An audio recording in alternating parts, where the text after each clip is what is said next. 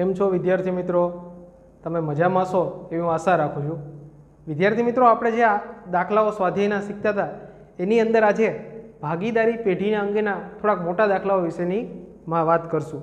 પરીક્ષાની અંદર તો 4 માર્કમાં જ ગુણમાં જ દાખલો પૂછાય અથવા 3 માર્કના ગુણમાં દાખલો પૂછાય છે, પણ એ દાખલાઓ વિશે તો આપણે સમજૂતી મેળવી જ ગયા છે. પણ આ દાખલાઓ આપણને જે વાર્ષિક હિસાબોના દાખલો આના પછીનું જે બીજું યુનિટ છે એની અંદર આપણને સૌથી વધારે મહત્ત્વના ઉપયોગી બનશે દાખલાઓ. એટલા માટે આ દાખલાઓ શીખવા એટલા માટે જરૂરી છે. અને આના વિશેની આપણે થિયરી અગાઉ આપણે જ્યારે ચેપ્ટરની શરૂઆત કરી ત્યારે આ ખાતાઓ કઈ રીતે તૈયાર કરવા એના વિશેની આપણે અગાઉ માહિતી મેળવી લીધી છે. તો વિદ્યાર્થી મિત્રો, બુકની અંદર 32 પેજ ઉપર દાખલા નંબર 8 હરપાલ અને ચિરાગવાળો દાખલો જોઈએ. તો આપણે જોઈએ છીએ કે હરપાલ અને ચિરાગ વિશેના દાખલાની આપણે પહેલાં રકમ જોઈ લઈએ. હરપાલ અને ચિરાગ એક પેઢીના ભાગીદારો છે. તારીખ 1/4/2016ના રોજ તેઓની મૂડી અનુક્રમે 60,000 અને 1 લાખ રૂપિયા છે. વર્ષ દરમિયાન હરપાલે 1/4/2016ના રોજ રૂપિયા 15,000નો તથા 1/1/2017ના રોજ 20,000નો ઉપાડ કર્યો છે. ભાગીદારોની કરારપત્રની જોગવાઈઓ નીચે પ્રમાણે છે. જો અહીંયા કરારપત્ર પણ તૈયાર કર્યું છે. આ જે ભાગીદારના બે ભાગીદારો છે હરપાલ અને ચિરાગ પેઢી, એને શું કર્યું છે? કરારપત્ર એટલે ખતપત્ર પણ તૈયાર કરેલું છે. એમાં કીધું છે મૂડી પર વાર્ષિક 12% લેખે વ્યાજ ગણવાનું છે.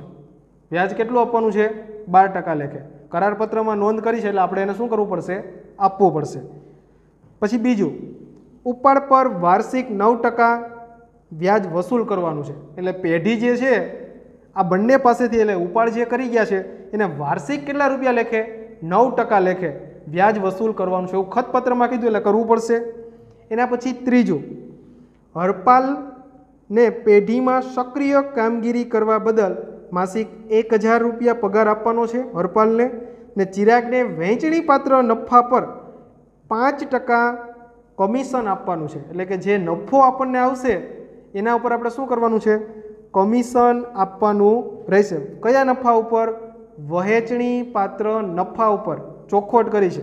કુલ નફા ઉપર નથી કીધું, વહેંચણી પાત્ર નફા ઉપર 5% કમિશન આપવાનું છે. એના પછીનો જે મુદ્દો છે એ ખાસ જોવા જેવો છે. હરપાલે તારીખ 1/12/2016ના રોજ 1/12/2016ના રોજ પેઢીને રૂપિયા 30,000ની લોન આપી છે. હરપાલે કેને લોન આપી છે? પેઢીને આપી છે. અને ભાગીદારી કરારપત્રમાં લોન પર વ્યાજ અંગેનો કોઈ ઉલ્લેખ નથી. તો આપણને ખબર છે કે ભાગીદારી પેઢીમાં લોન ઉપર એટલે કે ભાગીદારે પેઢીને લોન આપી હોય ત્યારે જો કોઈ ઉલ્લેખ ન હોય તો એને 6% લેખે શું કરી શકાય? વ્યાજ આપી શકાય છે. અને આગળ જોઈએ છીએ ને તે લોન પર વાર્ષિક 11% લેખે વ્યાજની માંગણી કરે છે. વિદ્યાર્થી મિત્રો, અહીંયા માંગણી ભલે 11%ની કરી પણ આપણે કેટલા ટકા લેખે મળશે વ્યાજ? એને 6% લેખે. અને તારીખ 31/3/2017ના રોજ પૂરા થતા વર્ષનો ઉપરની જોગવાઈ પહેલાંનો અને હરપાલની લોન પર વ્યાજ ગણ્યા પછીનો નફો જો ઉપરની જોગવાઈ પહેલાંનો અને હરપાલની લોન પર વ્યાજ ગણ્યા પછીનો એટલે કે વ્યાજને શું કરી લીધું છે? ગણી લીધું છે. ગણ્યા પછીનો પેઢીનો નફો 79,400 છે. એટલે જો ઉપરની જેટલી જોગવાઈઓ છે ને એને બધાને શું કર્યું છે? હજી પહેલાંનો એટલે કે એને હજી ધ્યાનમાં નથી લીધો. અને હરપાલની લોન પર વ્યાજ એ ગણી લીધો છે. જો એના પછીનો નફો 79,400 છે. ઉપરની વિગતો પરથી પેઢીનું નફા નુકસાન ફાળવણી ખાતું અને ભાગીદારોના મૂડી ખાતા તૈયાર કરો.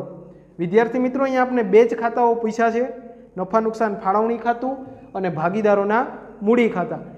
એટલા માટે પણ જો અહીંયા નફા નુકસાન ખાતું નથી પૂછ્યું અને આપણને ખબર છે કે ભાગીદારે પેઢીને આપેલી લોન નફા નુકસાન ફાળવણી ખાતામાં આવશે નહીં અને ભાગીદારોના મૂડી ખાતામાં પણ આવશે નહીં. શા માટે? કે ભાગીદારે પેઢીને આપેલી લોન એ શું છે વિદ્યાર્થી મિત્રો? એ પેઢી માટે દેવું બની જાય છે. એ ભાગીદાર તરીકે શું બનશે? દેવું. એટલે એની નોંધ આપણે ક્યાં કરશું? અહીંયા તો આપણને કહી જ દીધું છે છતાં પણ જો ન કીધું હોત તો એની નોંધ ભાગીદારો નફા નુકસાન ફાળવણી ખાતામાં પણ એની નોંધ ન થાત અને મૂડી ખાતામાં નહીં, પણ શેમાં નોંધ થાત એની? નફા નુકસાન ખાતામાં થાત. શું કામે? કે ભાગીદારે જે પેઢીને લોન આપી છે એ ભાગીદાર પેઢી માટે શું છે? દેવું છે. એટલા માટે નફા નુકસાન ફાળવણી ખાતામાં આપણે એની નોંધ કરશું નહીં. એટલે ખાસ ધ્યાન રાખજો કે આપણને જે ઉલ્લેખ કર્યો છે હરપાલવાળો, હરપાલે તારીખ 1/12/2016 રોજ પેઢીને 30,000ની લોન આપી છે, તો એ ભાગીદારી કરારપત્રમાં એને જો ઉલ્લેખ નથી કર્યો પણ 11% લેખે વ્યાજ માગે છે તો એને 11% લેખે વ્યાજ નહીં મળે. કેટલા ટકા લેખે વ્યાજ મળશે?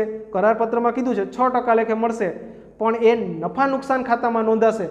નફા નુકસાન ફાળવણી ખાતામાં એની નોંધ થશે નહીં. એટલા માટે ખાસ ધ્યાન રાખજો વિદ્યાર્થી મિત્રો, ભૂલ ન થાય. હવે આપણે વિદ્યાર્થી મિત્રો દાખલાની રકમ જોતા જઈએ. આપણને છેલ્લે કીધું છે તારીખ 31/3/2017 રોજ પૂરા થતા વર્ષનું નફા નુકસાન ફાળવણી ખાતું આપણે એને કોષ્ટક દ્વારા તૈયાર કરી દીધું છે, વિગત અને રકમ, વિગત અને રકમ. એવી જ રીતે આપણને બીજું પૂછ્યું છે ભાગીદારોનું મૂડી ખાતા. તો ભાગીદારો અહીંયા બે છે, તારીખ, વિગત, હરપાલ, ચિરાગ, જમા બાજુ અને ઉધાર બાજુ બંને બાજુઓ આપણે તૈયાર કરી દીધી છે. સૌ પ્રથમ આપણે કામ કરવાનું શું થશે? તો સૌથી પહેલાં આપણને જે બાકીઓ આપી દીધી છે એ બાકીઓ આપણે દર્શાવવાની રહેશે. તો બાકીઓની અંદર આપણને આપેલી છે, તો જુઓ દાખલાની પહેલી જ ઓલી અંદર તારીખ 1/4/2016, આપણું વર્ષ ક્યારે વિદ્યાર્થી મિત્રો પૂરું થાય છે? 31/3/2017 રોજ. તો આપણી શરૂઆતની બાકી કઈ થતી હશે? 1/4/2016. તો એની જ બાકી આપણને આપી છે અને રોજની મૂડી અનુક્રમે 60,000 અને 1 લાખ રૂપિયા છે. કેટલી મૂડી છે વિદ્યાર્થી મિત્રો? 60,000 અને 1 લાખ રૂપિયા મૂડી છે. તો બાકી આગળ લાવ્યા ભાગીદારોના મૂડી ખાતાની અંદર આવશે. તારીખ જોઈએ તો 1/4/2016. બાકી આગળ લાવ્યા હરપાલની કેટલી છે વિદ્યાર્થી મિત્રો? અનુક્રમે કીધું છે હરપાલના તો 60,000 અને ચિરાગના આવશે 1 લાખ રૂપિયા. આપણે શું કરી દીધું? એની બાકી દર્શાવી દીધી. એના પછીનો આગળનો મુદ્દો જોઈએ. શું કહે છે? વર્ષ દરમિયાન હરપાલે તારીખ 1/4/2016 રોજ હરપાલ શું કરે છે? 1/4/2016 રોજ ઉપાડ કરે છે. તો હરપાલનો ઉપાડ કેટલો છે? 15,000. તો આપણે એની નોંધ કરશું. કઈ તારીખ છે? 1/4/2016 અને લખશું ઉપાડ ખાતે. અને ઉપાડ કોણ કરે છે? હરપાલ. તો હરપાલના એક જ ખાનામાં આપણે નોંધ કરશું. કેટલું નોંધ કરશું? 15,000. 1/4 રોજ હરપાલ કેટલો ઉપાડ કરે છે? 15,000 રૂપિયાનો. આગળ જોઈએ ચિરાગે તારીખ 1/1/2017 રોજ 20,000નો ઉપાડ કર્યો. કઈ તારીખ છે વિદ્યાર્થી મિત્રો? 1/1/2017 ઉપાડ ખાતે. અને કેટલો ઉપાડ કરે છે વિદ્યાર્થી મિત્રો? એ ચિરાગ દ્વારા ઉપાડ કરવામાં આવે છે 20,000 રૂપિયાનો. જો ભાગીદારોની મૂડી, એ ભાગીદારોની શરૂઆતની મૂડી આપણે ક્યાં નોંધી છે? એની જમા બાકી જ હોય છે ભાગીદારોની મૂડી ખાતી. આપણે બંનેની નોંધ કરી દીધી. એના પછીનો મુદ્દો છે ઉપાડ અંગેનો.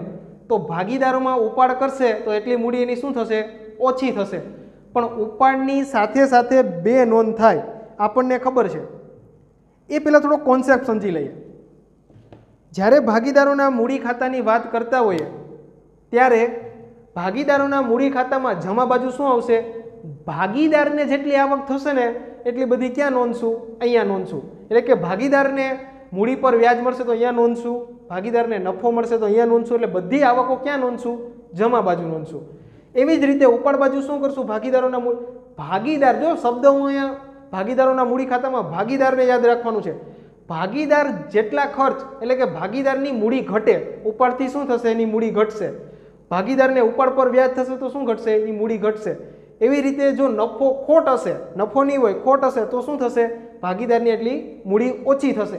એવી જ રીતે નફા નુકસાન ફાળવણી ખાતું, નફા નુકસાન ફાળવણી ખાતું એ નફા નુકસાન ખાતા જેવું જ છે. મેં તમને સમજાવ્યું પણ ફરી પાછું તમને યાદ આવે એના માટે સમજાવી દઉં છું.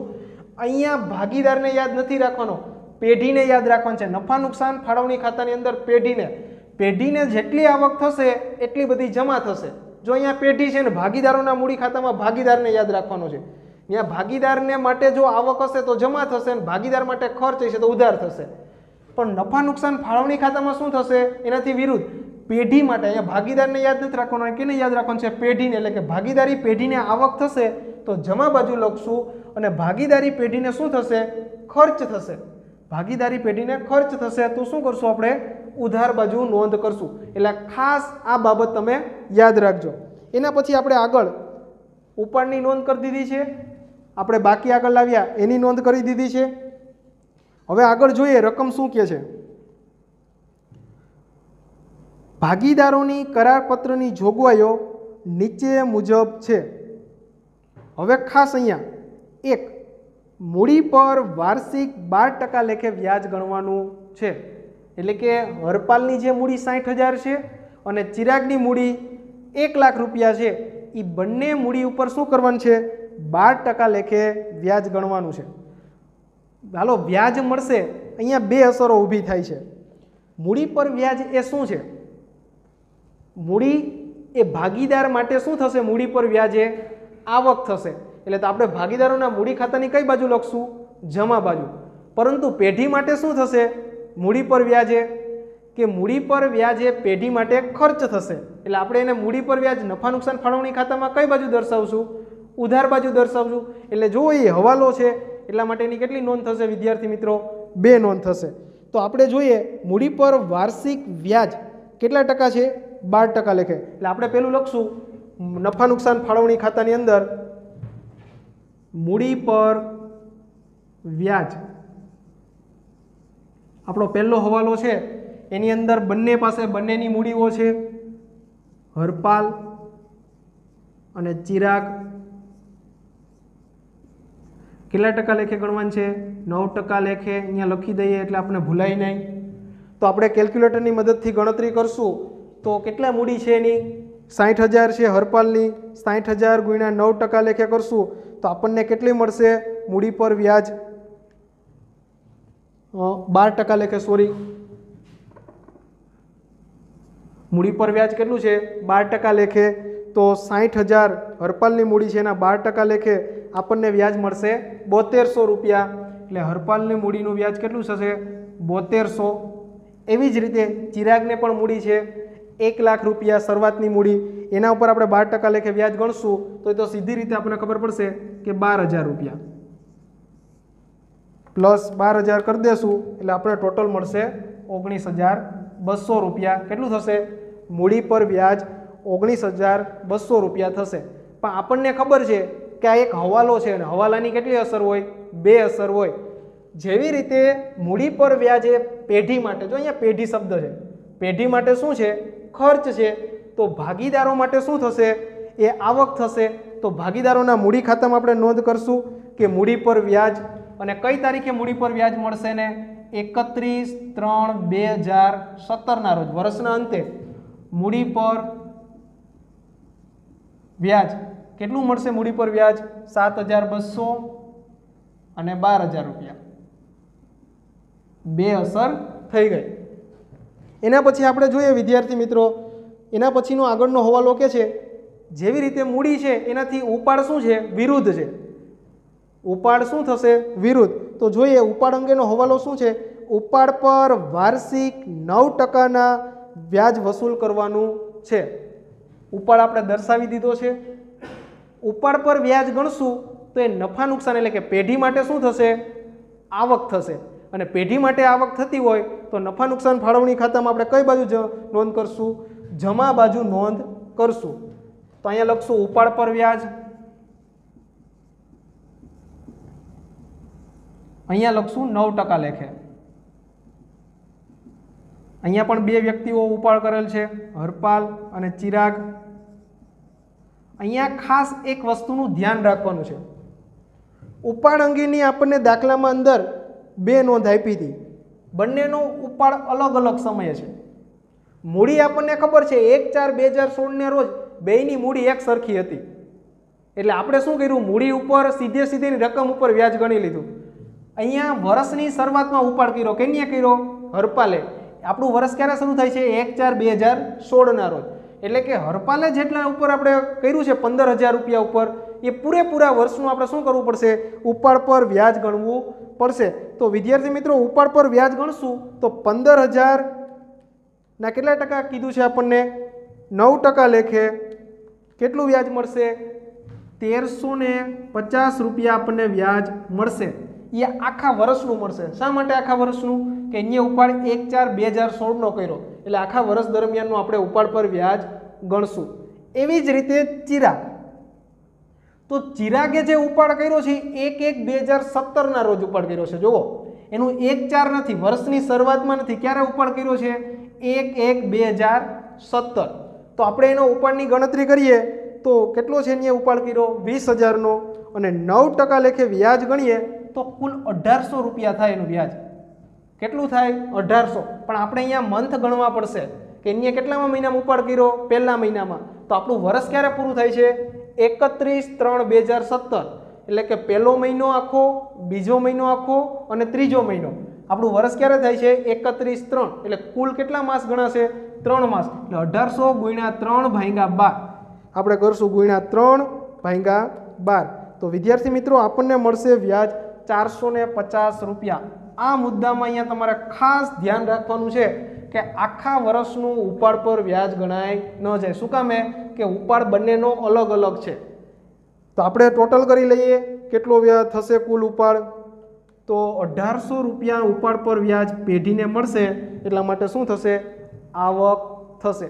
જેવી રીતે પેઢીને ઉપાડ પર વ્યાજે આવક થાય છે, એવી જ રીતે પેઢી માટે આવક છે, તો ભાગીદારો માટે ઉપાડ પર વ્યાજે શું છે, ખર્ચ છે. ઉપાડ પર વ્યાજ આપણે મૂડી પર વ્યાજે આપણે આવક હતી, તો ઉપાડ પર આપણે શું થશે, વ્યાજે ખર્ચ થશે. તારીખ કેટલી થશે, 31/3/2017. ઉપાડ પર વ્યાજ ખાતે આપણને છે 1350. હરપાલના કેટલા છે, 1350, નાના છે 450. ખાસ એ પણ ધ્યાન રાખજો, હરપાલનું ચિરાગમાં ન લખાઈ જાય, ચિરાગનું હરપાલમાં ન લખાઈ જાય, નકર બંનેની આખરની બાકી કેવી મળશે વિદ્યાર્થી મિત્રો, અલગ અલગ જોવા મળશે. હવે વિદ્યાર્થી મિત્રો આગળ જોઈએ મુદ્દો, ત્રીજા નંબરનો મુદ્દો, હરપાલને પેઢીમાં સક્રિય કામગીરી કરવા બદલ માસિક, જો શબ્દ વાપરો છે માસિક, ₹1,000 પગાર આપવાનો છે. કેને આપવાનો પગારની વાત કરી છે, હરપાલને પગાર આપવાનો છે, અને માસિક ₹1,000 છે. તો આખા વર્ષની અંદર આપણને ખબર છે કે કુલ 12 માસ હોય અને એક મંથનો 1,000 હોય, તો આખા વર્ષ દરમિયાન કેટલું મળે, 12,000 રૂપિયા મળશે. તો આપણે અહીં નોંધ કરશું 31/3/2017 અને લખશું પગાર ખાતે, અને કેને પગાર મળશે 12,000 રૂપિયા, હરપાલને. ચિરાગને પગાર મળતો નથી. અને એની બીજી હવાલો છે એટલે બે નોંધ થશે જ. જેવી રીતે ભાગીદારને આવક હતી પગાર તરીકે, એવી જ રીતે પેઢી માટે એટલે કે નફા નુકસાન ફાળવણી ખાતામાં એના માટે શું થશે, ખર્ચ થશે. અને આપણે અહીંયા લખશું પગાર ખાતે, અને લખશું કેનો છે, હરપાલ. કેટલા રૂપિયા આપ્યો પગાર આખા વર્ષ દરમિયાનનો, 12,000 રૂપિયા પગાર ચૂકવ્યો. વિદ્યાર્થી મિત્રો એના પછીનો મુદ્દો આગળ જોઈએ, ચિરાગને વહેંચણી પાત્ર નફાના 5% કમિશન આપવાનું છે.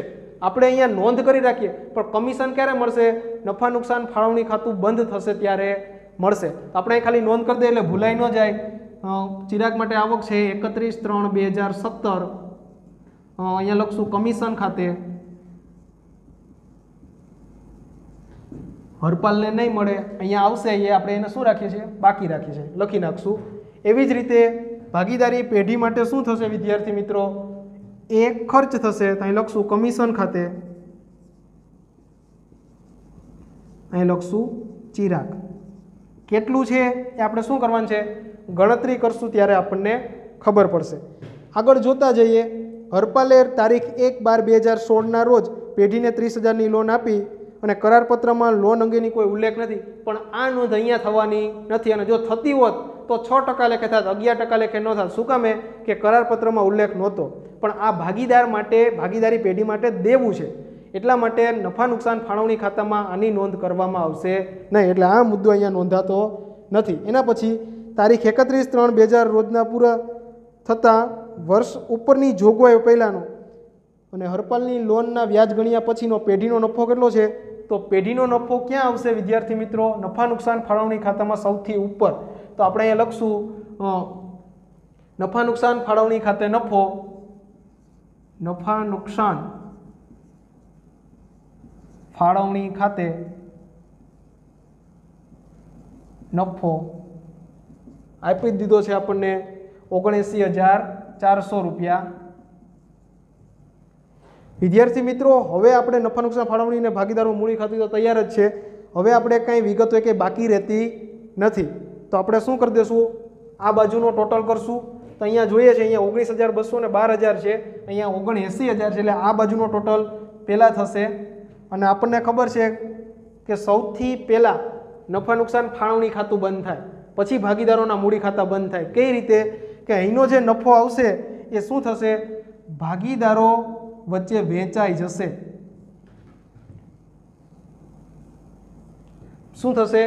ભાગીદારો વચ્ચે વહેંચાશે, એટલે કે સૌથી પહેલા નફા નુકસાન ફાળવણી ખાતું બંધ થશે। તો આપણે ટોટલ કરશું 79,400 પ્લસ 1,800, એટલે આપણને કુલ ટોટલ મળશે 81,200 રૂપિયા। બંને બાજુ 81,200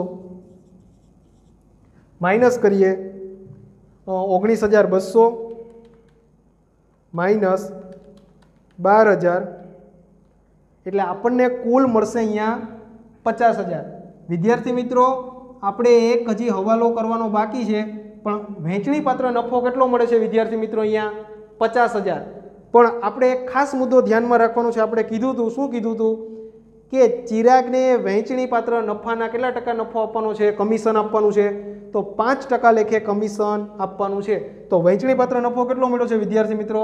50,000। તો 50,000ના 5% કરશું એટલે આપણને કમિશન કેટલું મળશે? 2,500।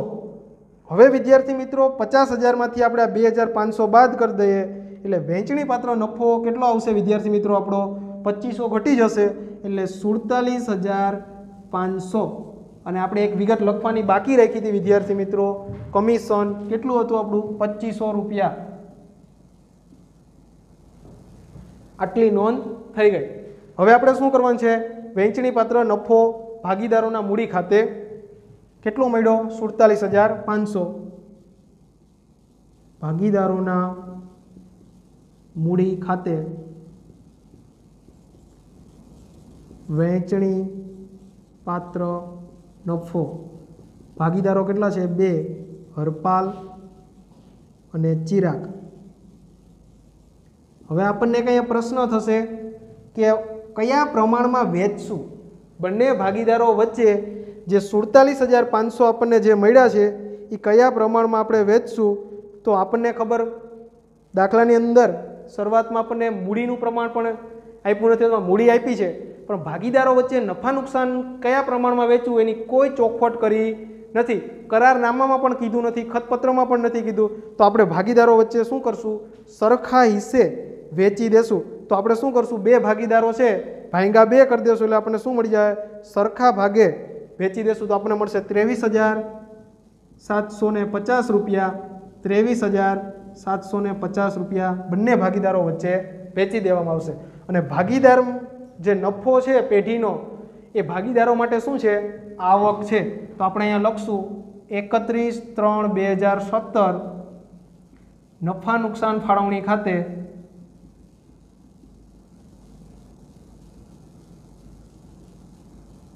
અહીં લખશું નફો। તો વિદ્યાર્થી મિત્રો, નફો આવ્યો 23,750, 23,750। અહીંયા આપણે હવે કોઈ વિગતો બાકી રહેતી નથી વિદ્યાર્થી મિત્રો। હવે આપણે શું કરશું, બંને બાજુનો ટોટલ કરી દેશું કે કઈ બાજુનો ટોટલ વધારે છે. તો આપણે અહીં જોઈ શકીએ છીએ કે આ બાજુ મૂડી આપણને આપેલી જ છે, તો આ બાજુનો ટોટલ આપણે કરશું.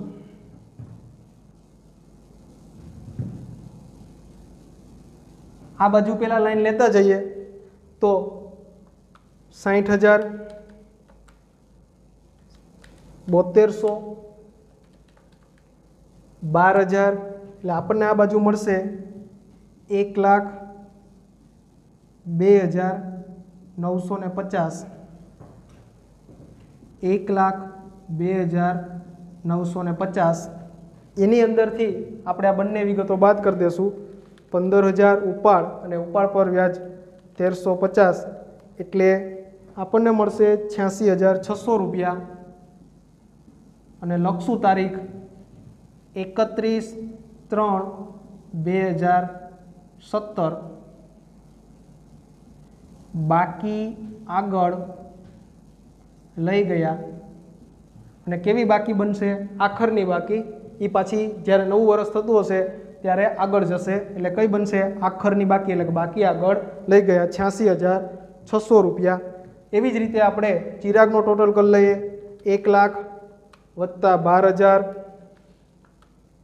2,500 રૂપિયાનું કમિશન અને 23,750 રૂપિયા એનો નફો એટલે આપણને મળશે કુલ ટોટલ 1,38,250 રૂપિયા.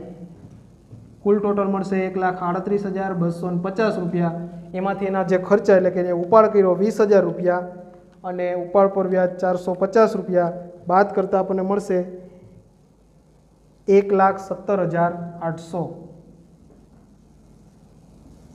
છેલ્લે આપણને મળશે 1,17,800 રૂપિયા મળશે. અહીંથી આપણને બંને દાખલાઓની અંદર જે પૂછવામાં આવ્યું છે, ભાગીદારોના મૂડી ખાતા અને નફા નુકસાન ફાળવણી ખાતું, બંને આપણે અહીંયા જોઈ લીધું.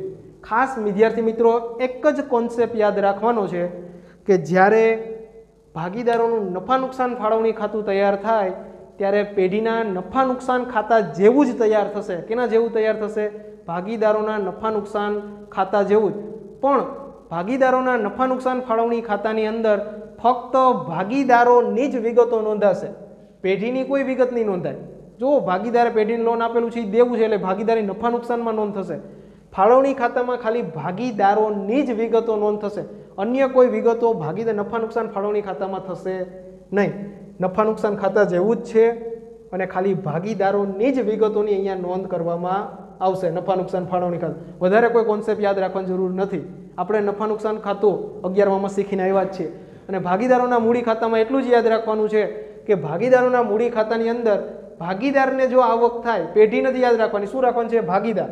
ભાગીદારને આવક થશે તો જમા બાજુ નોંધશું અને ભાગીદારને ખોટ એટલે ખોટ કે ખર્ચ થશે તો આપણે એને શું કરશું? ઉધાર કરશું. આટલો કોન્સેપ્ટ વિદ્યાર્થી મિત્રો યાદ રાખશો એટલે તમને આ દાખલો સરળતાથી ગણી શકશો. દાખલામાં સમજૂતી મળી હશે એવી હું આશા રાખું છું. આભાર.